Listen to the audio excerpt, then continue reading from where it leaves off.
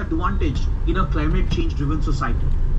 From education to politics to economy, securing jobs to having access to good education, healthcare, nutrition, everything will get compromised, leaving women at a weaker position.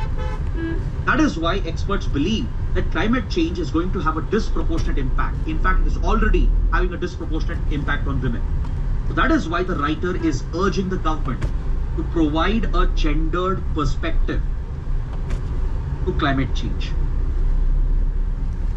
That is the simple point the writer is trying to raise. When we make our climate action plans at the national level, at the state level, at the grassroots level, the writer is urging the government to pay attention to the disproportionate impact on women and incorporate special provisions for women, be it in education or nutrition, be it in healthcare, be it protecting the reproductive rights of women, right? Because economic distress could increase social evils as well.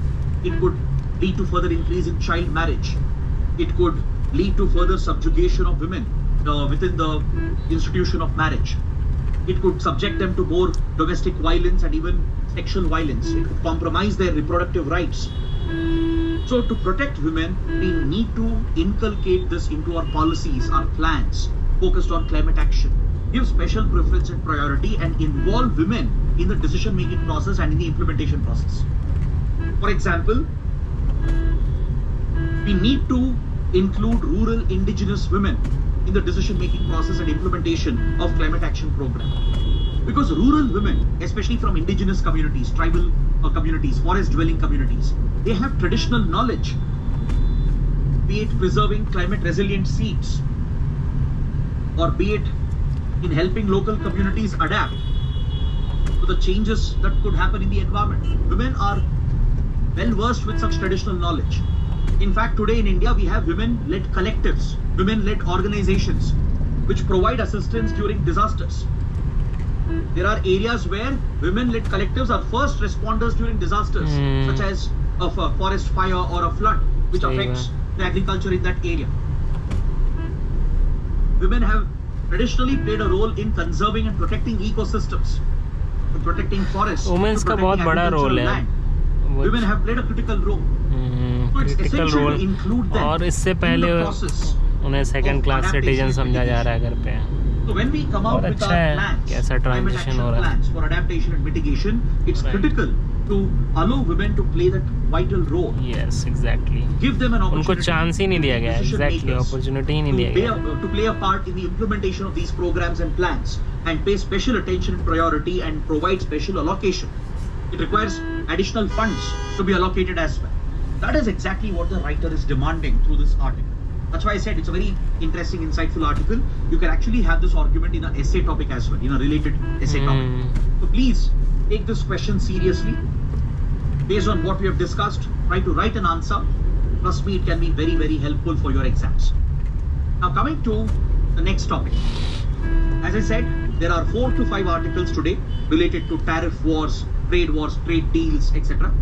So I'm going to club all of them into one comprehensive discussion. So let's take a quick look at these articles on page 1, 12 and 13. In this article, it's been reported that China has retaliated against United States with 125% tariffs, as the US has levied 145% tariffs against the US.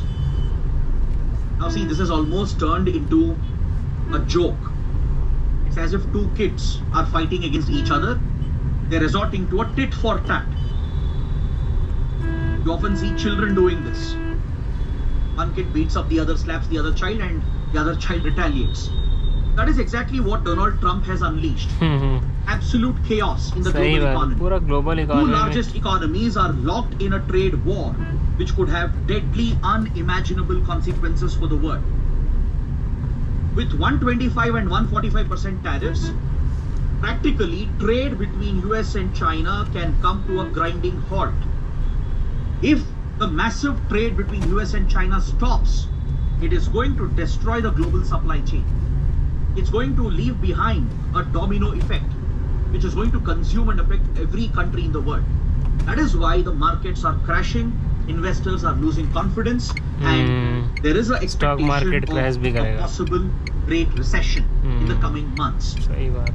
Now, where will this stop? Why is Donald Trump insisting on this tariff war, retaliating against China by imposing these so-called reciprocal tariffs?